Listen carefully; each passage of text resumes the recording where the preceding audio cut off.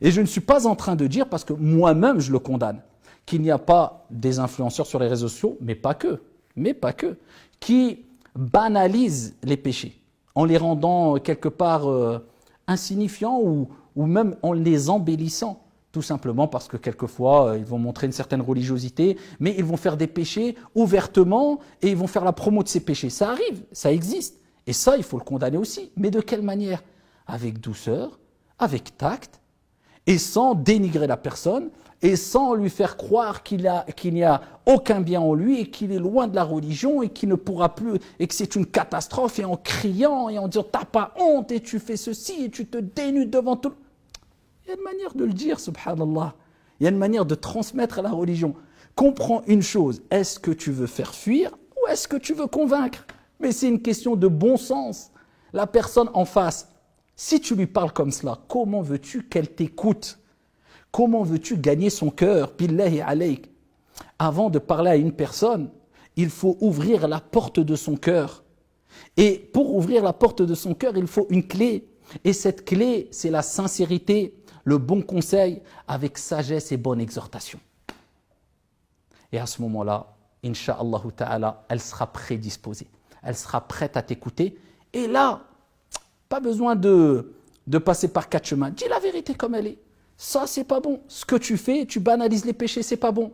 Tu ne reconnais pas le péché comme étant un péché, etc., etc. Et les textes, il y en a à foison qui prouvent que cela peut être grave, mais avec douceur, avec tact et avec bonne exhortation, et en rappelant aussi que la personne peut avoir des qualités, et que sûrement la personne aime Dieu et son messager, et que sûrement donc c'est comme cela qu'on doit avoir un équilibre dans notre da'wa, comme le prophète alayhi salatu wassalam l'a eu à maintes reprises. Et il y a plein de textes, comme le texte où il est rapporté qu'un jeune est venu voir le prophète sallallahu alayhi wa sallam et qui a demandé quelque part l'autorisation au prophète de faire zina, la fornication, à l'époque du prophète. Le prophète alayhi salatu wassalam, est-ce qu'il a dit « A'udhu billah, t'as pas honte, moi je suis un prophète, tu me dis... » Il l'a approché, il a mis sa main droite sur sa poitrine. Il dit « Est-ce que tu accepterais ça pour ta mère, pour ta tante, pour ta fille, pour ta sœur ?» Il dit... La personne, en fait, il ne lui a pas dit c'est haram, c'est pas haram. Il lui a fait comprendre la chose dans sa profondeur. Et ensuite, il a fait une invocation pour lui, afin qu'Allah subhanahu wa ta'ala préserve sa chasteté, Allah le purifie, Allah. Après cela, il n'a plus jamais approché cela. Ça, c'était la miséricorde, le tact, la da'wa du prophète alayhi salatu wassalam. Pourquoi? Parce qu'en face, il avait des gens qui étaient très loin de la religion.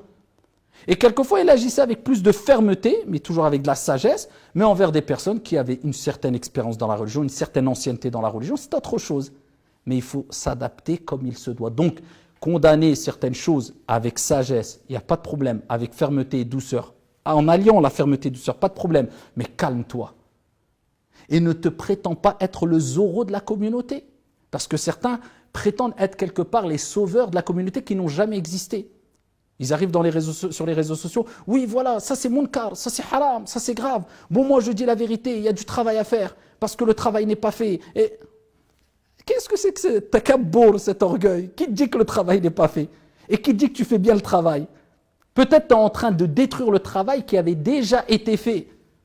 Mais c'était un travail sur le long terme. Et toi, tu es arrivé, tu as tout hadam, tu as tout halak. Inna minkum munaffirin. Et tu crois que tu es dans le bien parce que les convaincus te disent « Masha'Allah, mon frère t'envoie. » Calme, calme. Un peu de retenue, un peu de tawadu, un peu de modestie, un peu de haya, un peu de pudeur quand on s'exprime sur sa personne. Il ne faut pas s'exprimer avec fatuité. Tu es qui, toi? Tu es une personne qui doit transmettre d'une manière qu'il convient.